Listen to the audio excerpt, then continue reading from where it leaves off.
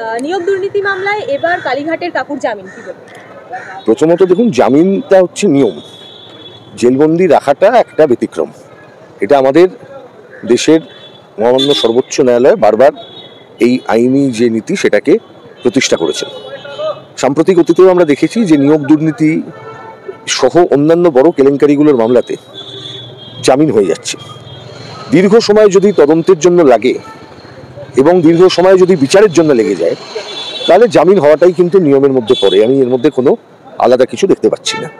যেটা ব্যতিক্রমী থাকছে, যারা তদন্তকারী সংস্থা তারা প্রত্যেকেই কিন্তু প্রিমিয়ার ইনভেস্টিগেটিং এজেন্সি, মানে খুব উন্নত ধরনের অগ্রবর্তী এবং বিশেষজ্ঞ ইনভেস্টিগেটিং এজেন্সি, যেমন এনফোর্সমেন্ট ডিরেক্টরেট।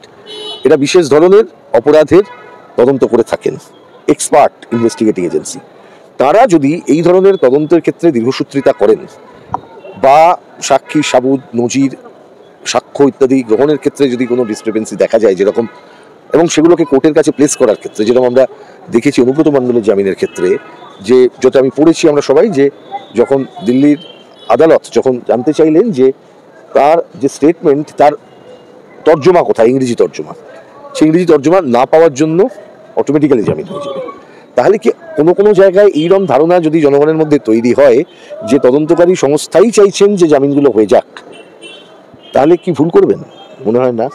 ফলে কালীঘাটের কাকু বলুন, পার্থ চ্যাটার্জি বলুন, বা যা নাম আসছে, যারা বন্দী হয়ে আছেন বা যারা জামিন পেয়েছেন, এরা অনেকদিন ধরে আছেন, তো এদেরও তো অধিকার আছে জামিনের জন্য যাওয়া। আর্টিকেল 21 প্রত্যেকের জন্য আছে, একজন অ্যাকিউজডের জন্য আছেন, একজন ভিকটিমের জন্য আছে, সাধারণ যে কোনো নাগরিকের জন্য আছে। ফলে আদালত সেটা দেখে জামিন দিচ্ছেন। ফলে আদালত জামিন দিচ্ছেন এরকম বিষয়টা নয়, তারা দীর্ঘদিন থাকার ফলে জামিন পাওয়ার জন্য তারা কোয়ালিফাই করছেন, কারণ দীর্ঘদিন মানুষকে জেলবন্দি রাখা যায় না এভাবে। মেডিকেল কাউন্সিলে অভিক এবং বিরূপাক্ষর নামে কোনো রকম কোনো প্রমাণ এবং অভিযোগ না পাওয়ার জন্য তাদেরকে বেকসুর খালাস করে দেওয়া হলো। অন্যদিকে রোগী কল্যাণ সমিতির লিস্ট বেরোনো তৃণমূল প্রকাশ করলো, তারপরে সাগর দত্ত মেডিকেল কলেজে নাকি কোনো হামলা, কোনো ভাঙচুর হয়নি, এরকম তথ্য সামনে আসছে। দেখুন, প্রথমত অভিক বিরূপাক্ষ ইত্যাদি যে নামগুলোর ক্ষেত্রে প্রশ্নগুলো উঠছে, যারা নির্দোষ বলছেন, কিসের ভিত্তিতে বলছেন? তদন্তটা হলো কোথায়? তারা তদন্ত ফেস করলেন কোথায়? আরজিকর ঘটনার যে তদন্ত, সেই তদন্ত তো চাপা হয়েছে প্রথম থেকে। There are ample of evidence which will show that investigation was not properly ডান।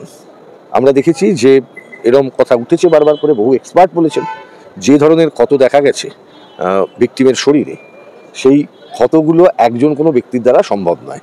তাও আমরা দেখছি যে এক্ষেত্রে এখনো পর্যন্ত সেই সঞ্জয় পর্যন্তই তারা যাচ্ছেন, তাছাড়া এগোচ্ছে না। ট্যাম্পারিং অফ এভিডেন্সের কেসে অবশ্যই ওই অভিজিৎ মণ্ডলের কথা আসছে, ইত্যাদির কথা আসছে।